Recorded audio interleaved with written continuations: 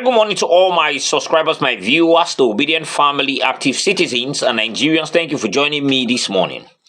Now, Peter Obi keeps setting the pace ahead of the 2027 election, buying the heart of those that really don't believe in him, making them believe that he's there for them and not for his own selfish interest. His activities of late have started changing the minds of a lot of people that saw him like just a southeastern candidate. And I can tell you, a lot of them are beginning to align with the vision, understand that, okay, we just need a deliverer. We just need somebody that truly, from his heart, cares for us. It is no longer about tribe. It is no longer about religion. It is no longer about ethnicity. It's no longer where you came from. In fact, the events that have played out before, down to this point, have shown that tribe and religion does not make a good person. A good person is a good person. A bad one is a bad one. And that is why you can see that all over the TL, it's been Peter Obi here, Peter Obi there. The discussion of Peter Obi is almost taking over the whole of Nigerian political space.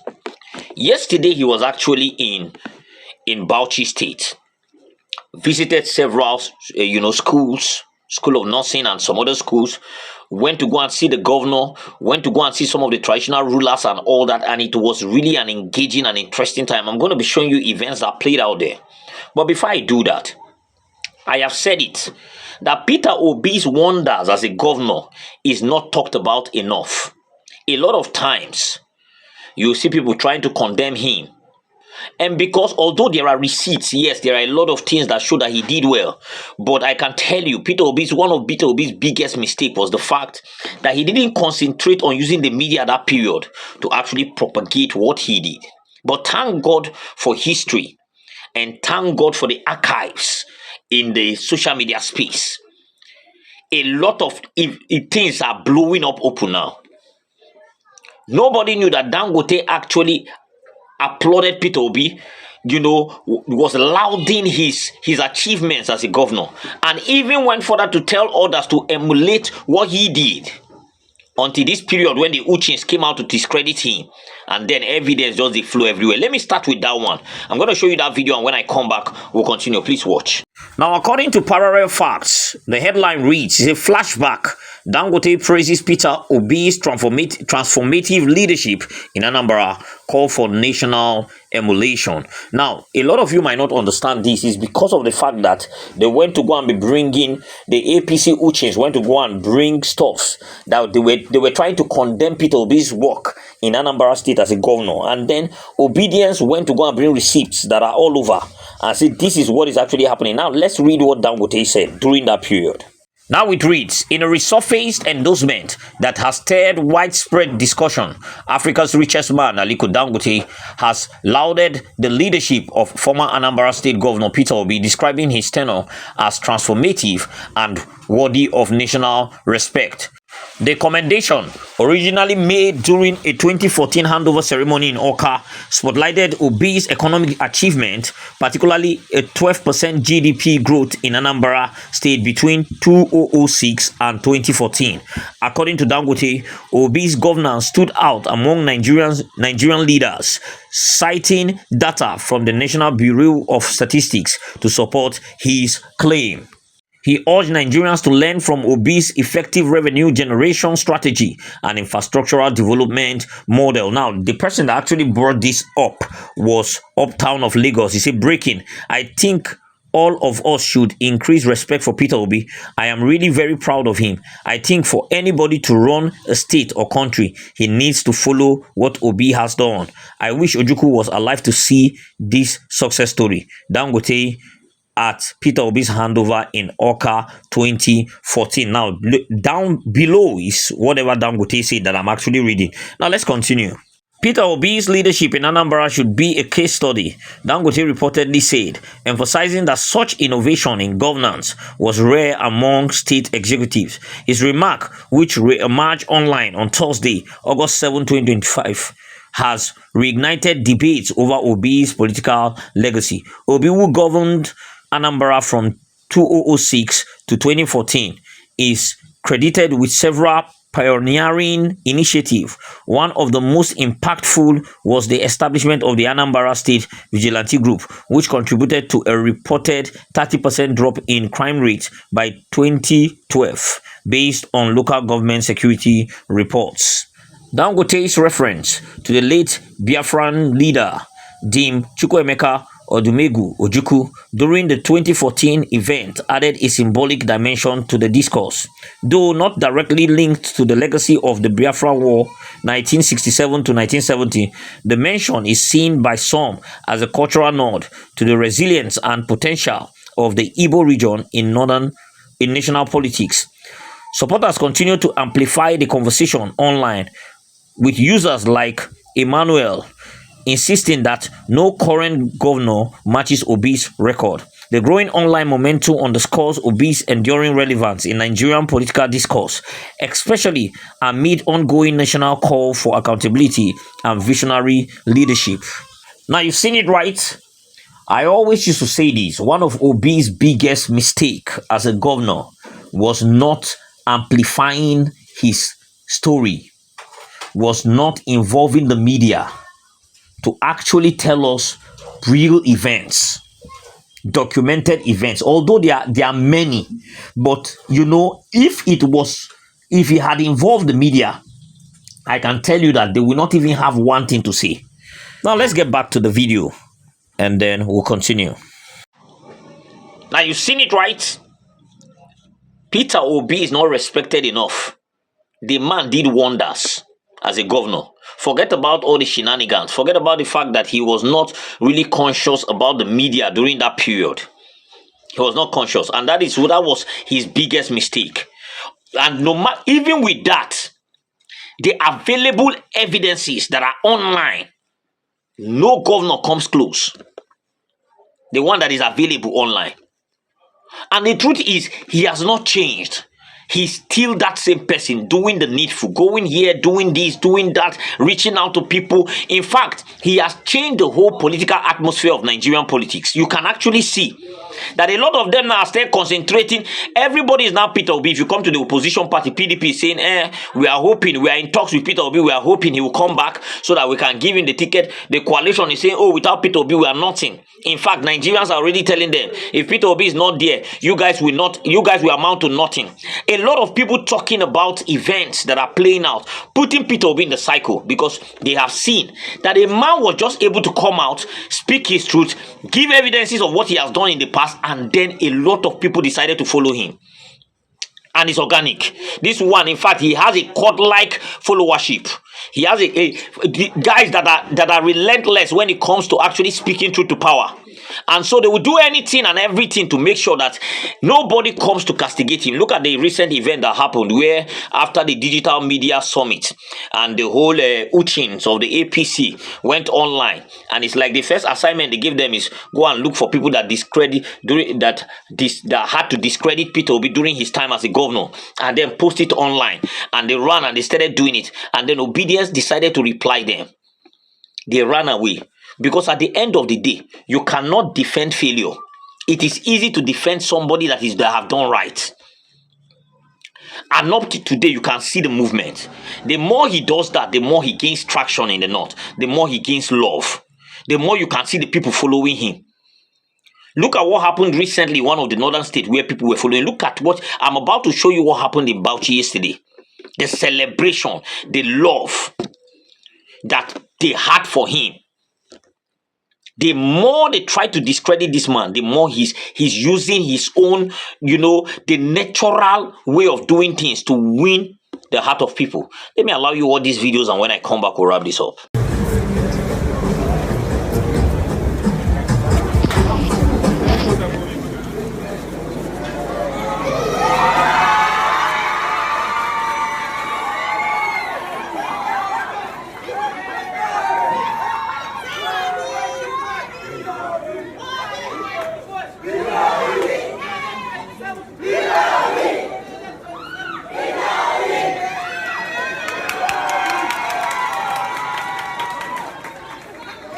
As the 2027 election is coming.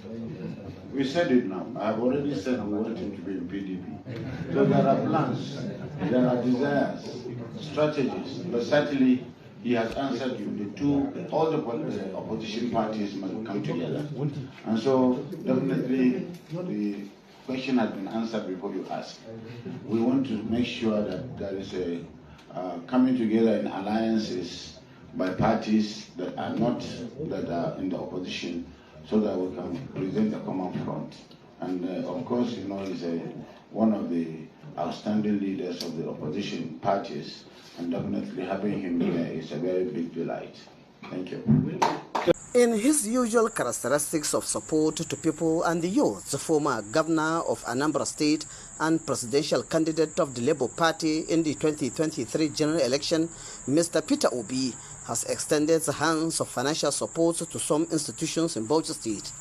The institutions that benefited from the financial support include the Malikia College of Health and Nursing Sciences, where Peter Obi gave the sum of 10 million naira to the nursing students of the college.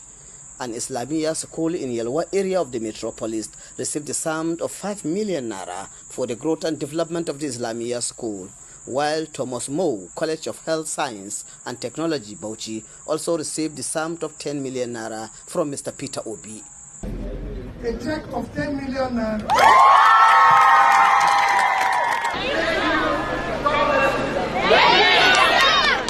Peter Obi interacted with the students of the Abubakar Tafawa Balewa University ATBU Bauchi and other SUG presidents of various institutions in Bauchi State at the 444 International Center, focusing majorly on qualities of leadership.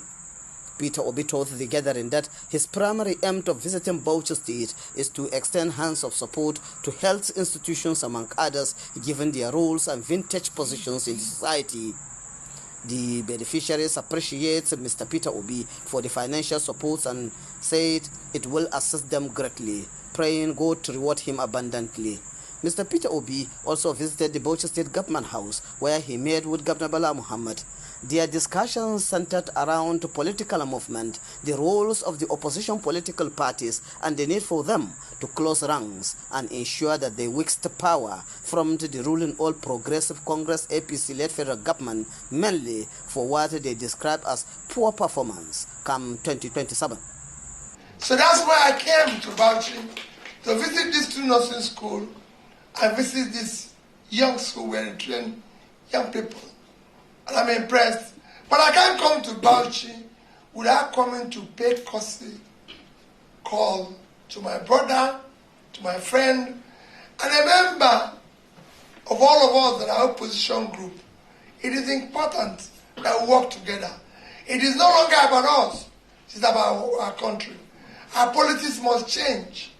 It must be politics of development, politics of competence, politics of capacity and compassion, where we care for other people. And that's why I came to see my brother, so that we can talk and continue to talk about the problems of the country. And of course we discuss politics. Two of us cannot meet without discussing Nigeria, irrespective of the fact that we are in different parties. We connect effectively because Nigerian politics cannot be done with ego, with differences and personal interests. We have to harmonize our interests in the interests of the people of Nigeria, because the opposition must come together. This ADC, PDP, NNPP and the rest must come together if we will unseat the present administration that is not doing well. We have to come together. And we don't hate even the present administration. We wish they would do better. But as I discussed with you, there is no budget. There is no plan. Everything is about politics from day one. And we have to be cautious not to disparage our people. We have to unite the opposition, swallow our ego and our interests, so that we can present a common front. John Habila Murray, reporting for BTV News. Now you've seen it, right? You discredit this one, there is no way. People work with what they see. And a lot of people are now believing that this is the nature of this man. Because initially they were saying, it's pretense, you go tire. It's pretense. All this the way they do now pretense. Just give us small time, go tire. They have seen that consistently.